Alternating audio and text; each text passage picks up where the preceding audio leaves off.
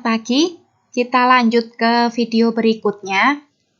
Kali ini adalah keterkaitan antara katabolisme karbohidrat, protein, dan lemak. Nah, katabolisme kalian saya harap masih ingat ya. Di sini merupakan penyusunan molekul sederhana menjadi molekul kompleks.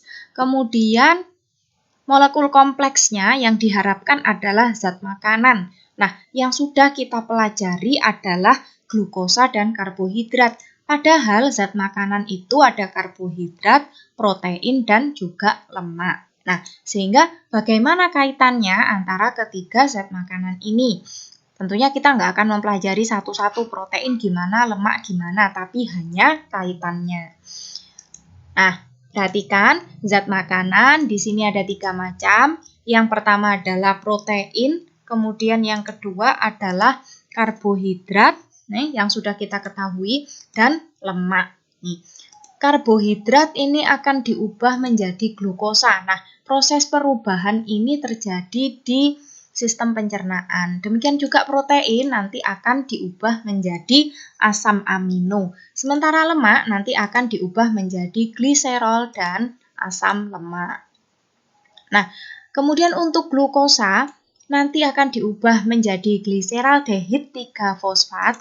Nah, di mana gliserol nanti juga bisa diubah menjadi gliseraldehid 3-fosfat.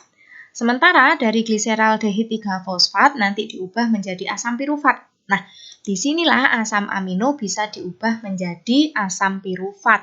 Nah, sehingga gliserol dan asam amino juga mengalami proses glikolisis.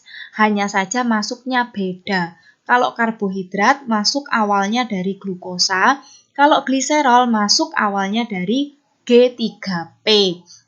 Kemudian asam amino masuknya dari asam pirufat. Nah, dari asam pirufat nanti akan diubah menjadi asetil koenzim A. Nah, di sini lihat asam amino ada juga yang diubah menjadi asetil koenzim A.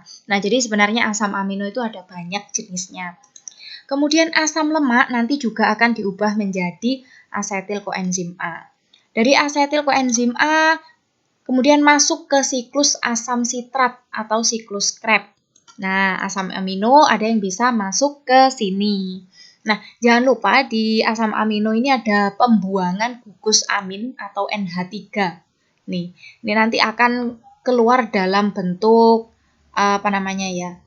urea atau amonia yang keluar melalui urin kita yang bikin bau itu.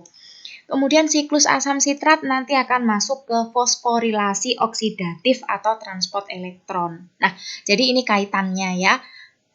Protein, karbohidrat, dan lemak sama-sama bisa masuk ke glikolisis tapi beda. Masuknya senyawa awalnya beda. Ada juga yang masuknya tiba-tiba langsung ke asetil koenzim A, asam lemak, jadi nggak perlu glikolisis.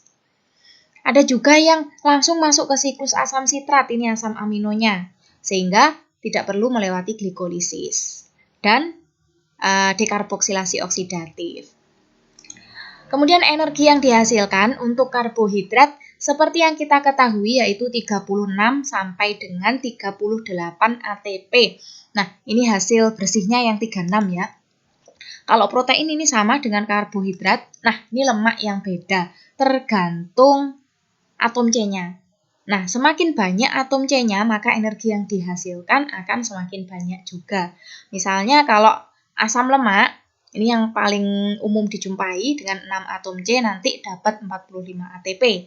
Kalau asam palmitat dengan 16 atom C didapat 130 ATP dan asam stearat dengan 20 atom C didapatkan 164 ATP.